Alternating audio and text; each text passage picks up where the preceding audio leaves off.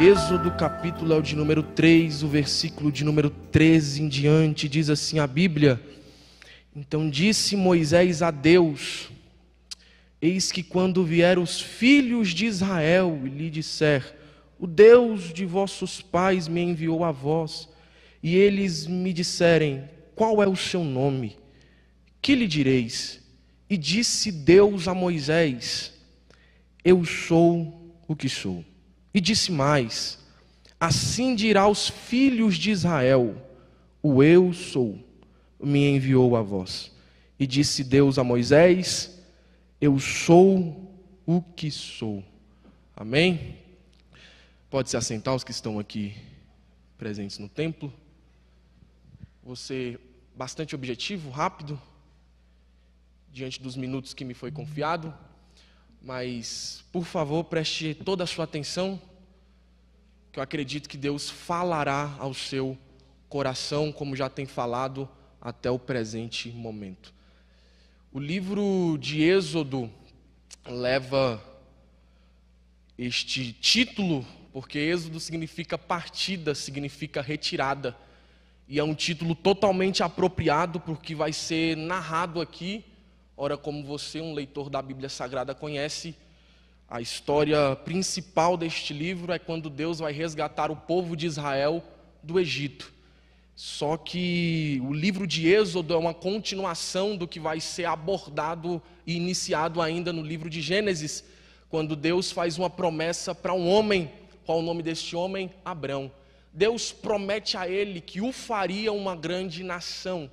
E a Bíblia me chama a atenção porque antes de Deus cumprir essa promessa, Deus vai ter um diálogo com ele e diz: Olha, eu vou mudar o seu nome. Não se chamará mais Abrão. Você a partir de agora vai se chamar Abraão.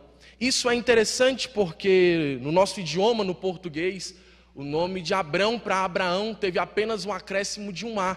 Mas nós bem sabemos que o Antigo Testamento ele não está escrito em português. No seu original está escrito em hebraico. E o idioma hebraico é um idioma totalmente consonantal, não tem vogais. O que aconteceu então com o nome de Abraão quando Deus o mudou em Gênesis capítulo de número 17? Bom, o nome de Abrão vai ganhar a quinta vogal, a quinta consoante do idioma hebraico, que é a consoante Re. E me chama a atenção porque a consoante Re, ela é em forma de uma porta. É como se Deus estivesse dizendo para Abraão: Abraão, na sua vida eu estou colocando uma porta. E depois dessa porta, Abraão, a sua vida nunca mais vai ser a mesma. Senti Deus aqui, eu vou repetir. Depois dessa porta, Abraão, nunca mais a sua vida será a mesma. Antes da porta, Abrão. Depois da porta, Abraão. Antes da porta, Sara não gera. Depois da porta, Sara gera. Antes da porta, pai exaltado. Depois da porta, pai de multidão. Antes da porta, Ismael. Depois da porta, Isaque. Porque a porta que Deus abriu na vida de Abraão teve o poder de mudar a vida dele. Eu vou profetizar nesse altar para quem está me ouvindo, aonde você estiver. Deus é capaz de, na noite deste sábado, abrir uma porta, e a porta que ele abrir na sua vida vai mudá-la por completo. Depois dessa porta, a sua vida nunca mais vai ser a mesma. Você crê? Deus fez isso na vida de Abraão, e Deus confirma a promessa lhe dando Isaque. De Isaque, Deus confirma a promessa lhe dando um filho, lhe dando dois. E quando chega em Jacó, acontece algo diferente, porque Jacó vai ter 12 filhos. E um dos seus filhos, o filho da sua velhice, a Bíblia diz que ele amava de maneira um pouco mais especial. E você conhece a história, José, ele vai ser vendido pelos seus irmãos e vai acabar parando no Egito. E chegando no Egito, ele sofre, padece. Só que a Bíblia me chama a atenção porque neste pano de fundo tinha um propósito divino ali. Porque Deus queria conduzir Israel ao Egito para preservar em tempos de fome, que assolaria o mundo antigo naquela época. E a Bíblia me chama a atenção porque aqui agora começa o livro de Êxodo. dizendo que José faleceu, infelizmente. E o faraó que conhecia José também morreu. E levantou-se outro faraó, que não conhecia José, nem tampouco as obras que ele fez. E a Bíblia diz que quando ele olha para a nação de Israel, ele se assusta, porque a nação de Israel cresceu, ficou muito numerosa, ficou tão numerosa que ele agora diz: não, a gente tem que caçar um jeito de parar Israel, porque da forma que Israel está, já pensou? Começa uma guerra, eles vão lutar contra a gente, é perigoso tomar o Egito da gente, vamos parar Israel. Aí a Bíblia vai dizer que ele coloca Israel sobre um jugo de escravidão. Só que a mesma Bíblia também diz que debaixo do jugo de escravidão, mesmo assim, Israel continuava frutificando ao Senhor. A pressão do Egito era grande, mas mesmo sendo grande, não conseguia fazer com que Israel parasse de produzir. Era Faraó apertando e Israel crescendo. Isso me chama a atenção porque Faraó decidiu: não, vamos parar. Se incomodou com o crescimento de Israel, mas ele só se incomodou no dia que Israel cresceu mais que o Egito. Enquanto Israel não crescia, ele não se incomodava. Enquanto Israel não produzia, ele não se incomodava. Enquanto Israel não frutificava, ele não se incomodava. Mas no dia que ficou maior que o Egito, ele diz: não, vamos parar, não dá não, está crescendo muito, está frutificando bastante. Isso me chama a atenção porque aqui a gente aprende uma lição. Porque tem gente que parece que só se incomoda com a gente, com a nossa vida, quando você começa a crescer um pouco mais. Porque enquanto você está inferior a ele, é seu amigo, é próximo, está no círculo. Mas no dia que você conquista algo, no dia que você ganha algo, no dia que você tem uma realização, aí você diz: por que fulano mudou comigo? Por que fulano se afastou de mim? Não, ele não mudou com você não. Ele apenas revelou o espírito de Faraó que está nele. Mas Deus me toma nesse altar, para nesta noite repreender todo espírito de Faraó que te circula, todo espírito de Faraó que reina nos nossos altares, todo espírito de Faraó que está no seu ciclo de amizade, que desapareça os faraós e que apareça amigos, pessoas como João Batista. Porque chegaram para João Batista e disseram: João, aquele que teve com tu lá no Jordão, cresceu mais que tu, frutificou, ele está pregando mais que você, está cantando mais que você, está batizando mais que você. Aí ele diz: o noivo tem a noiva, e o amigo do noivo só se alegra. Sabe por quê? Porque o interessante aqui não é eu aparecer, não é a minha foto estar no cartaz, não é eu estar na programação. O importante aqui é o noivo estar com a noiva. O importante aqui é o noivo ser glorificado, que desapareça os faraós e que apareça João Batista. E Faraó vai tentar: não, vamos parar, vamos perseguir, vamos aumentar o jugo. Mas mesmo assim Israel continuava frutificando. Porque sejamos sinceros, a pressão do Egito nunca foi capaz de fazer com que Israel parasse de produzir. Que mesmo debaixo de um jugo de escravidão, Israel continua crescendo. Que mesmo debaixo de pressão, Israel continua frutificando. Porque o Egito até tenta, mas Israel é o povo de Deus. Israel é o povo do Senhor. E vamos ser sinceros, pressão não faz mal para o povo do Senhor. Perseguição não faz mal para o povo do Senhor. A igreja de Atos dos Apóstolos inicia em Atos 2, no meio de Jerusalém, debaixo de batismo do Espírito Santo, e vai se encerrar com Paulo. Veja, ela percorreu não sei quantas cidades, vários países, almas que somente a eternidade será capaz de revelar, frutos que até hoje estamos colhendo. E a igreja cresceu debaixo de perseguição.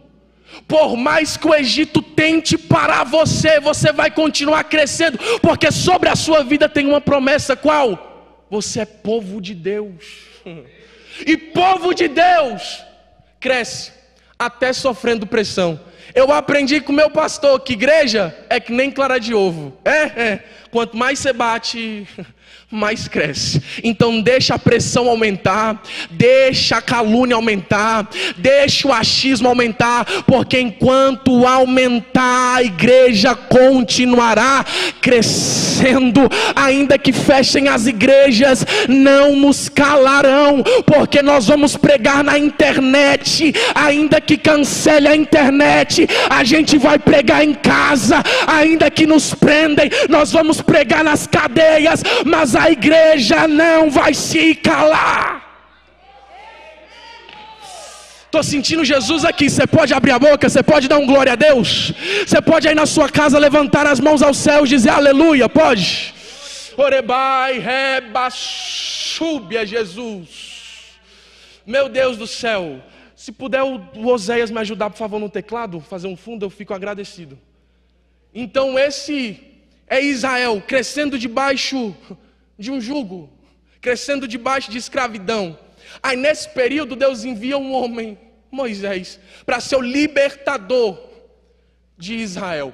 E a Bíblia me chama a atenção porque Moisés, ele cresce no palácio de Faraó, é educado com a cultura de Faraó. Ele vai fazer parte da linha de sucessão ao trono de Faraó. Só que ele sabia que não pertencia ao Egito, simplesmente estava lá, foi educado. Ele sabia que ele era hebreu, e por ele saber que ele era hebreu, ele diz, não, eu vou ajudar meus irmãos. Ele vê um egípcio maltratando um dos seus irmãos, ele vai tentar fazer justiça com as próprias mãos, e acaba, infelizmente, fazendo uma grande bobagem, porque todo o Egito, o faraó vai saber que ele fez um assassinato e agora ele tem que correr do Egito, fugir do Egito, por causa de uma decisão. E talvez eu estou falando para alguém que está na sala de casa agora, diante de uma decisão essa que tem deixado seu coração aflito. Talvez você que entrou aqui no templo, está diante de uma grande decisão da sua vida, e essa decisão se vai, se fica, se é sim, se é não. Se você ainda não parou para pensar, é uma decisão chave. E como eu amo a Bíblia, porque ela diz que não confia o homem no seu próprio entendimento, mas que confie inteiramente no Senhor. Se você ainda não entendeu, para tomar essa decisão, você ainda vai ter que orar um pouco mais.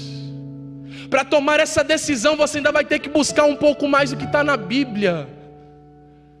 Até quando você vai ficar agindo pelos seus instintos? Até quando você vai ficar tomando decisão pautada na sua emoção? Até quando você vai ficar quebrando a cara? O que Deus está dizendo, ei, é momento de orar. É momento de saber o que eu quero para você. A Bíblia me chama a atenção para Davi. Davi está diante de uma guerra. Ele poderia muito bem sair com o seu exército e dizer, não, vamos que eu sou experiente, eu já lutei, já derrotei urso, gigante, leão, o que tiver pela frente a gente vai passar por cima. Mas ele diz, não, vamos consultar o Senhor. Aí quando ele consulta o Senhor, Deus diz para Davi, Davi, vai para trás, Davi, do exército. Talvez os soldados estão olhando para Davi, Davi, vamos pela frente, a gente já está aqui, confia, já lutamos, já tivemos decisão como essa, a gente vai vencer. Aí Deus está dizendo, não, vai para trás. Aí quando você ouvir o barulho de marcha, na copa das amendoeiras, aí você sai a luta, porque quem vai estar indo na sua frente, Davi, sou eu. Aí a Bíblia diz que Davi sai segundo a vontade de Deus e vence a guerra. Sabe por quê? Porque quem anda segundo a vontade de Deus vence as lutas que a vida lhe propõe. Quem anda segundo a vontade de Deus não afunda. Quem prega segundo a vontade de Deus não afunda. Quem canta segundo a vontade de Deus não afunda. Quem vive segundo a vontade de Deus não afunda. Esse é Davi, um homem segundo o coração de Deus, que vive segundo a vontade de Deus. Só que Moisés, infelizmente, não fez isso. Aí Moisés agora vive aonde? No deserto, lá em Midian, cuidando das ovelhas do seu sogro Jetro. Até que um belo dia, a Bíblia nos mostra uma das maiores teofanias de Deus a um ser humano. Deus se manifesta no meio de uma sarça. que queima, mas não se consome. Isso chama a atenção de Moisés. Moisés vira para a sarça e vai se aproximar. É interessante porque Deus queimando nessa sarça é uma simples retratação da vida de Moisés. Era Deus dizendo: Moisés, está vendo essa sarça queimando aqui? É você, Moisés. Por quê? Porque a sarça, ela é uma árvore que, para o tamanho de uma árvore, ela não tem uma estatura alta, então ela não dá sombra. Ela não é uma árvore que produz frutos. A madeira da sarça não se dá para moldar, não se faz móveis. Aí mesmo assim Deus escolheu a sarça para queimar a sua presença. Meu Deus do céu. Era Deus dizendo para Moisés: Moisés, vocês daqui, ó, não tinha utilidade nenhuma mais para ninguém aqui nesse deserto. Mas mesmo assim, eu resolvi vir aqui queimar a minha presença na sua vida. Era Deus dizendo: Moisés, eu não preciso de árvore rara para manifestar a minha presença não, Moisés. Até numa simples sarça eu sou capaz de queimar a minha presença. É Deus dizendo que não precisa de super para manifestar a presença dele. Deus não precisa de super pastor. Deus não precisa de super pregador. Deus não precisa de super cantor. Deus só precisa de uma simples sarça que esteja disposta a queimar a presença dele. Porque a Bíblia diz que ele escolheu as coisas loucas, as que não são, as desprezíveis, as vis. Porque o segredo de um ministério não está nos ramos, não está na folha da sarça, não está nas raízes da sarça, está no fogo que queima na sarça. Oh Jesus, eu estou te sentindo nesse altar, Deus. É fogo, e foi o fogo que chamou a atenção de quem? Moisés. Aí Moisés se vira por causa do fogo. E como eu amo a Assembleia de Deus, porque talvez aqui a gente não tenha os maiores teólogos do Brasil, talvez aqui a gente não tenha os maiores músicos do Brasil, talvez aqui a gente não tenha os maiores poliglotas, exegetas do Brasil. Mas uma coisa a gente tem na Assembleia de Deus. O que? Fogo. A gente tem fogo. E sabe o que faz ainda a diferença? É fogo. Porque o que faz a diferença no ministério não é o conhecimento do pregador, é o fogo do Espírito que queima no pregador. O que faz a diferença no cantor não é a afinação do cantor, é o fogo do Espírito que queima no cantor. O que faz a diferença na liderança não é o carisma do líder, é o fogo do Espírito que queima sobre a vida da liderança e sobre a sua vida. E na sua casa tem uma promessa: qual? O fogo arderá continuamente sobre o altar. Com a igreja aberta ou a igreja fechada, tem fogo aí na sua casa. Com a igreja aberta ou a igreja fechada, tem fogo sobre a sua vida. Adorando ou passando dificuldade, tem fogo sobre a sua vida. Na escassez ou na bonança, tem fogo sobre a sua vida. É fogo.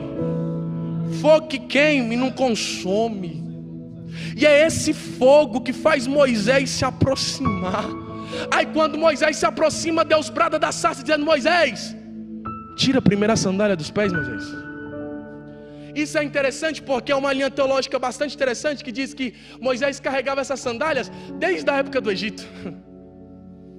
E no Egito tinha-se um costume para quem vivia no palácio, como Moisés fazia parte da sucessão ao trono de Faraó, que só andava descalço dentro do palácio quem era escravo, em sinal de poderio aos seus senhores. Aí Moisés, como não era escravo, ele andava calçado. Aí no primeiro dia que ele foi entrar na presença de Deus, Deus: epa, tira.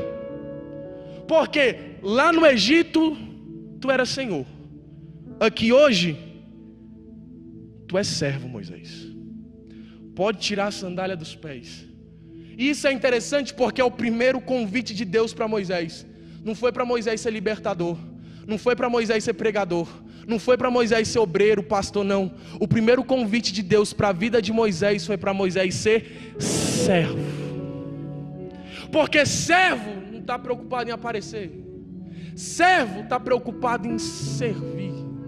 Isso me chama a atenção quando Paulo declara dizendo: Paulo, servo do Senhor Jesus Cristo, apóstolo, separado para o Evangelho segundo a vontade de Deus.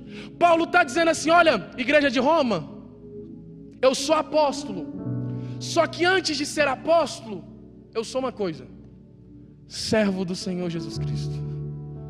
Porque Paulo está dizendo, independente do degrau que a minha vida alcançar, eu nunca vou deixar de ser servo do Senhor Jesus Cristo. Prego, mas sou servo. Canta, mas sou servo.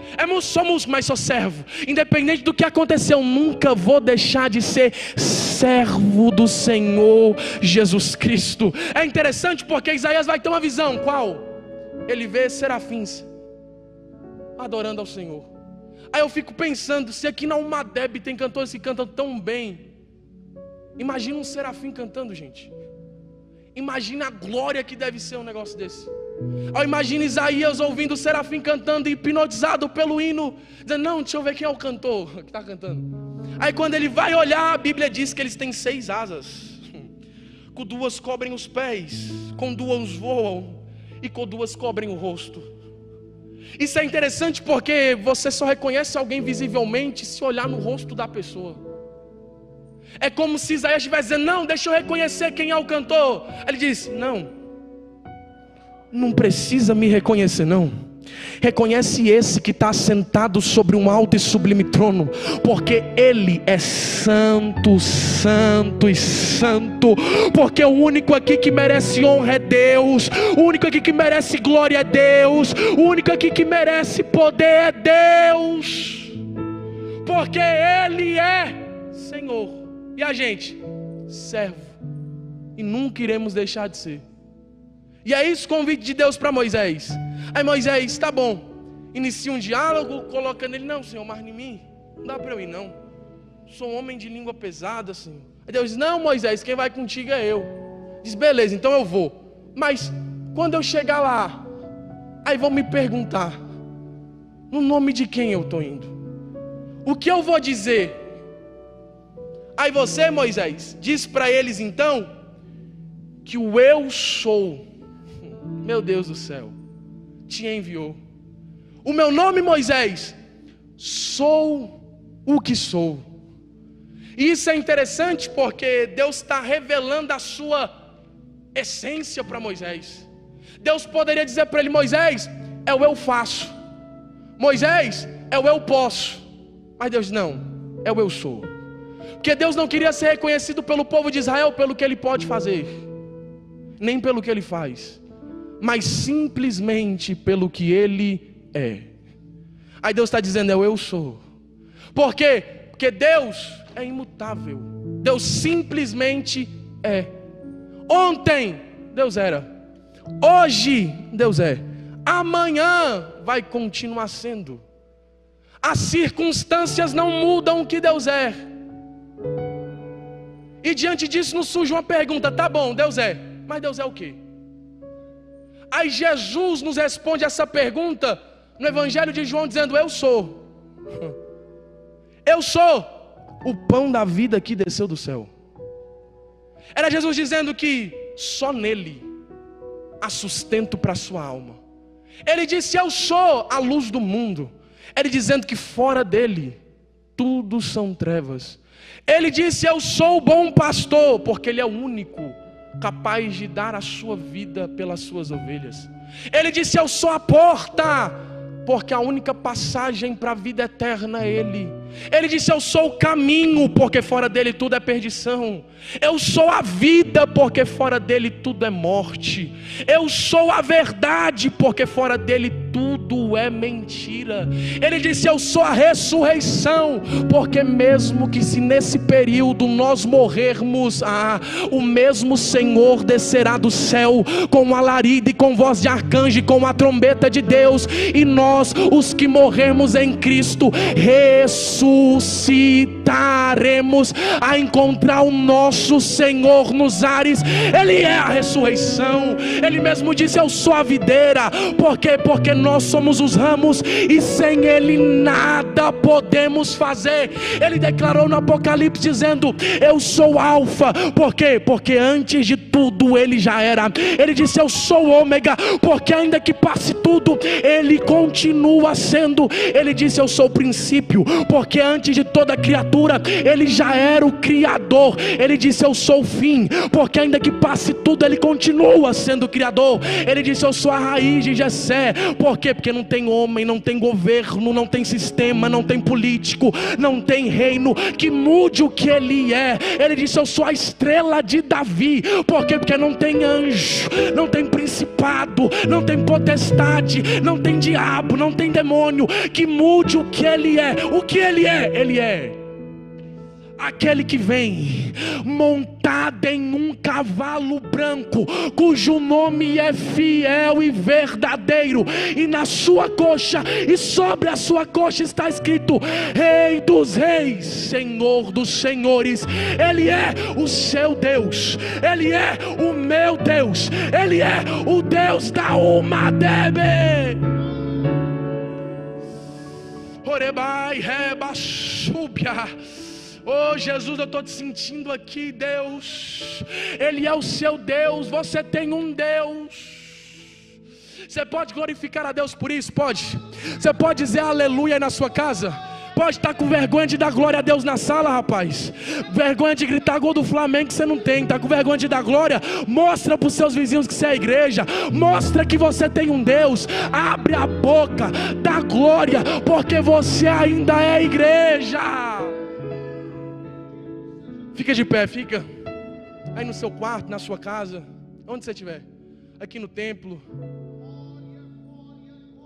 Dário, canta lá. Coloque a mão sobre o seu coração. Repita comigo aonde você estiver: eu tenho um Deus que se importa comigo. Repete mais uma vez, mais forte: eu tenho um Deus que se importa comigo. De novo: eu tenho um Deus que se importa comigo. Olha para cá, o seu Deus nesse momento está entronizado entre os querubins, está sendo adorado pelos serafins, está no meio de todo o exército angelical. Nesse momento os anciões no céu jogam as suas coroas aos seus pés e o adoram, porque Ele é Deus. Aí esse Deus que está lá no céu é o seu, que habita aí dentro do seu coração. E a minha palavra agora é para você mesmo, que está diante das circunstâncias, já desanimado, dizendo: Deus, olha a minha situação. E parece que você nunca mais sentiu a presença de Deus desde que os templos fecharam. Você mesmo que nunca mais deu um glória a Deus na sua casa. Que esse momento esfriou a sua vida e você não sabe mais o que é sentir a presença de Deus. Essa palavra é para você. Dentro do seu coração habita um Deus vivo. Paulo diz: sabeis que vós sois templo e morada do Espírito Santo. Esse Deus que eu declarei aqui está dentro do seu coração. E eu quero te convidar a adorar esse Deus. Porque enquanto você adora, independente do lugar que você estiver, no canto do Brasil que você está, Deus é capaz de te renovar aí agora. Deus é capaz de te abraçar no quarto, na cama, no sofá, na cozinha. Deus é capaz de te visitar de frente à televisão. Deus é capaz de te renovar, te dar um novo idioma, de você voltar a sentir aquela alegria que é congregar.